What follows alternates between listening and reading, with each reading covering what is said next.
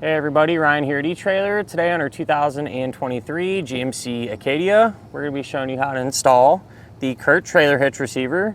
Before we get into that though, let's just take a minute, check this out, and make sure it's going to be right for you.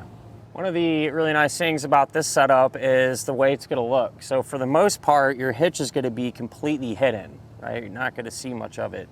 Until you're ready to use it, you can pop this panel off. So when not in use, you can put that in. There's two screws that you secure on the bottom here to hold it in place. And with it like that, it's hardly visible at all. You're gonna be able to see the receiver tube a little bit. You can hardly tell anything's there. And obviously when you're ready, you drop that down. One of the things I noticed, the factory screws though that hold this panel in, they're Torx bit screws. So you'll have to get, a Torx bit tool out to remove those whenever you want to remove the panel. And so I could see that being a little annoying if I'm being honest. If I'm someone that uses the hitch all the time, I'd probably leave this off. If I had to do that every now and again, not a huge deal. Or honestly, what came into my mind is you might be able to bring one of these to your hardware store, kind of go through some of that specialty hardware that they have. And you might be able to find something that'll work that might have like a T-handle or something you can operate by hand to replace those. So just a thought. But with that said, in terms of the appearance, one you really can't go wrong with. One of the big questions we do get asked quite a bit is in regards to your hands-free liftgate assist feature. And people want to know, by having a hitch back here, is it going to interfere with it? And the answer is no. You're just going to have to kick your foot to either side of the receiver tube opening. Sensor will pick up that motion and open up your hatch. To compare this hitch to some of the other ones available, they're all going to work fine and look pretty much the same. They're all going to sit in the same location and not a ton of differences there. If it were me, I would probably either go with this one or the Etrailer.com one. Probably the Etrailer one. I just like the finish of it a little bit better. It's a matte black. That's just my preference. But the reason I say I'd go with them is because they do have some higher capacity, so a little more versatile. But I just want to throw that out there. This is going to be a Class 3 hitch show, which means it's going to have the 2" by 2" receiver tube opening. A ton of different things will work with it. It's going to use that standard 5/8 pin and clip. Keep in mind, one doesn't come with the hitch. If you need one, not a big deal. You can grab it here at Etrailer. Or a lot of times too, if you end up buying a new accessory, they'll come with one. So just something to think about. Safety chain openings are tucked back here a little bit, but with that panel off, they're really easy to get to and should allow us to use pretty much any size hook that our trailer might have on it. As far as the weight capacities go, this is going to have a 750-pound maximum gross tongue weight rating, which is a pretty high number. And that's going to be the amount of weight pushing down on the hitch. So that'll be more than enough for pretty much any size bike rack or cargo carrier, just to give an example there. As far as the maximum gross trailer weight rating goes, that's going to be 5,000 pounds for the amount of weight that's pulling on the hitch. So the weight of your trailer plus anything that you might have on it. Can be used with the weight distribution system, which is a separate component. What happens when you use that, it's going to keep your Acadia and your trailer level whenever you're towing it down the road. So that's pretty popular on campers, things like that. So if that's what you're doing, might be worth checking out. With the weight distribution, maximum gross tongue weight rating will remain the same at 750. However, you'll get an extra 1,000 pounds out of the trailer weight, so that'll increase to 6,000. With that said, if you are going to be doing some towing, I do recommend picking up some trailer wiring. And on the Acadia, it's easy. It plugs right in behind the bumper. That way all your lights will work. And I always like to recommend too, never a bad idea just to grab your owner's manual. That way you can check in there and make sure that your SUV can handle that much weight safely. We'll go ahead, grab a couple of measurements now, and these will help us figure out what type of accessories will work best. We go from the ground to the top inside edge of the receiver tube opening. It's going to be about 16.5 inches. So you can use an accessory that has a straight shank or one with a rise in it if you want. More ground clearance isn't going to hurt. And if you're towing, you can probably get away with using a ball mount that has a straight shank. That'll probably work for most people. You go from the center of the hitch pin hole to the edge of the rear bumper. That's going to be about 6 inches, and you can use that to help figure out that if any type of folding accessories you might have can be stored in that upright position without hitting the back of your Acadia. Great all-around hitch. It's going to look good and be capable. be able to handle just about anything you want to throw at it. As far as the installation goes, it's not terrible by any means. It's not that it's really complicated. Just on the Acadia, everything's kind of tight. You don't have a ton of room to work, and the hitch kind of wants to fit up there tight, which is a good thing. There is some sealer on the frame rails that a lot of people get hung up on, because you do have to scrape that off to give the hitch enough room to actually fit up there. So focus on that. Make sure you get it nice and clean. That way you're not trying to put this up and take it back down to clean off more sealer a couple times. So that's just my advice, and hopefully we can get you going in the right direction. So why don't we go ahead, pull into the garage, and get started on it now. To begin our installation, we're going to be underneath the back of our Acadia, and we are going to need to let the exhaust come down a little bit and give us some extra room to work. So before we lower it, I like to take a strap and just run it from side to side. That way the exhaust will have a little bit of support, and we can kind of control how fast and how far we let it come down. At the back of our vehicle by our tailpipe, there's going to be an exhaust hanger bracket, and that's held in place with two 15mm head bolts. So we'll go ahead and pull them out. And I want to mention, from this point on, anything we do to one side of our vehicle, we'll also do to the other side, because it'll be set up the same way.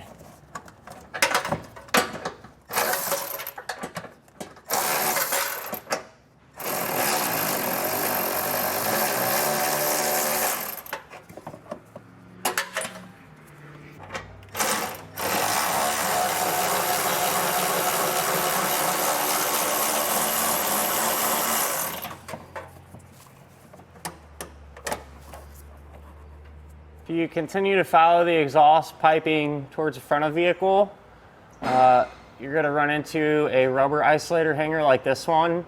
We're going to remove it to really let the exhaust down and give us extra space. So I sprayed it down with some soapy water, some type of lubricant, and you can take a pry bar or a big screwdriver and work one end of that hanger off. With all those removed now, you can loosen up the strap and let the exhaust come down a little bit. We can get our heat shields removed. So these are going to be held in place with 4 speed nuts, which look just like this. To get these off, you can take a pair of needle nose pliers, just kind of lightly grab it and rotate it. And usually once you get them to kind of break loose, they'll spin right off. So I'll do the same thing to get the other 3 off. With the speed nuts removed, you can then kind of pull down on the heat shield to get it out from under the vehicle, and we can get this trimmed out. Trim our heat shield, that way it doesn't interfere with the hitch. Refer to the diagram and the instructions, except on ours, just kind of eyeballing it under the vehicle. I didn't go back quite as far. I'm going to try to save this spot to bolt this up. Looks like we'll clear. If not a big deal. We'll come back and trim around it. But with that said, I'm just using a pair of 10 snips, and we'll get this material removed.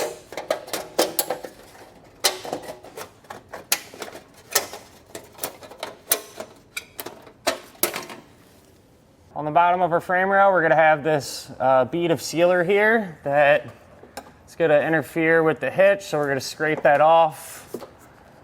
I'm just using a scraper. But being that there's not a whole lot of this, a flathead screwdriver, whatever you got will work fine here.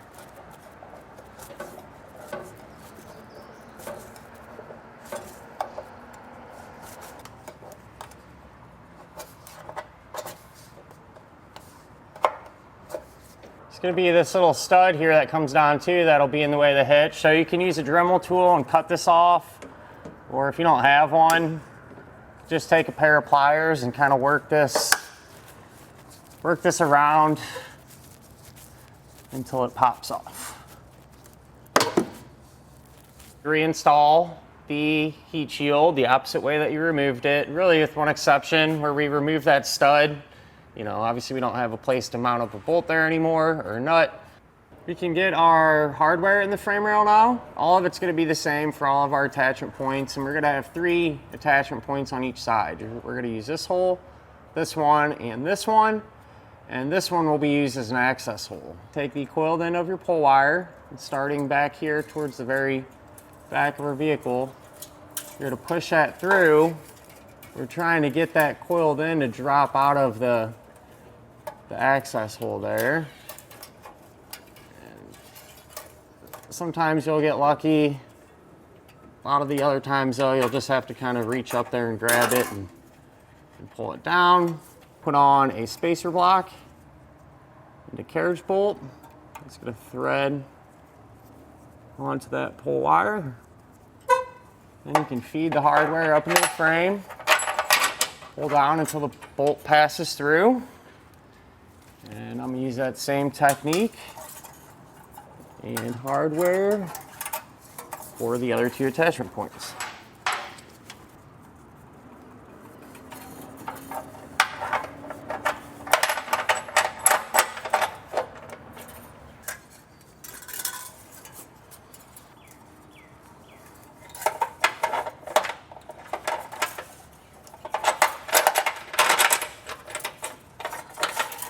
What I did was just remove some of this sealer and hopefully that'll give us the space that we need to get our hitch up here a little bit easier. Remove this center panel here. So on each side of it, there's a T15 short spit screw. We'll pull them out and this should just pop right out of position. With an extra set of hands, grab our hitch there. The wires drop through.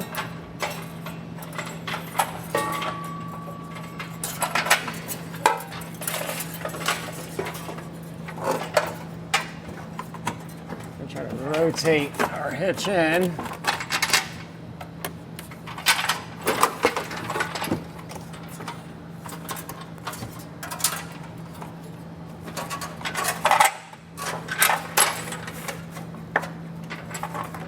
Drop the hardware down.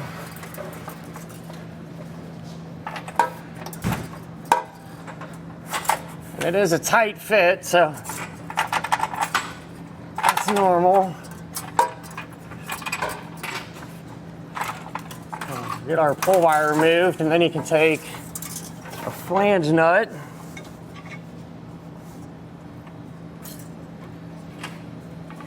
We're looking to get at least one started. On each side, hand tight.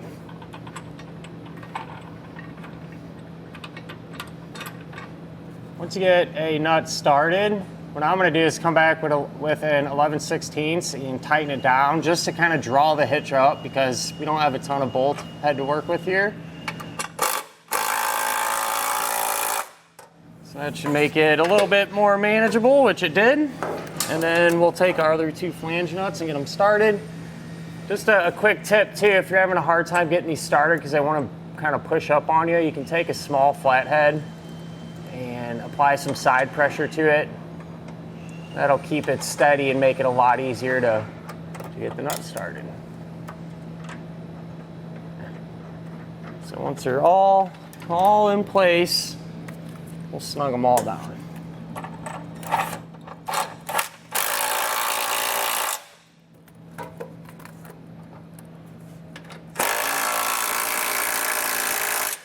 Make sure to come back with a torque wrench and tighten down all the hardware to the amount specified in the instructions. With the hitch all torqued down, now we can raise our exhaust back into position here and get it resecured.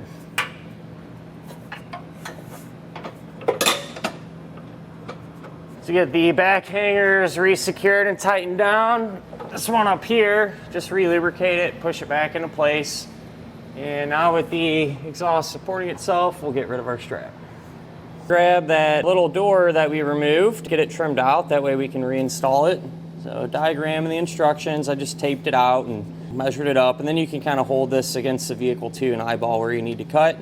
I'm going to use a multi-tool to trim this out. 10 snips would work, utility knife, Dremel tool, kind of whatever you got. But either way, we'll go ahead and get this done.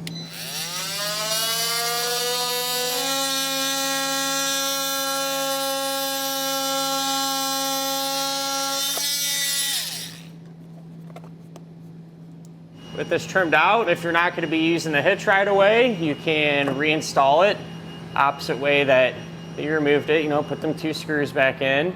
If you are going to be using it, you know, you're going to need full access to it. And what I've seen some people do too, which it's entirely up to you, is actually cut more of this out. That way the hitch is completely accessible even with the panel on. You know, with this one, I think there's just a lot of material to remove there, and the hitch sits a little further back, but again, it's entirely up to you if that's what you want to do. And that'll finish up our look at and our installation of the CURT Trailer Hitch Receiver on our 2023 GMC Acadia.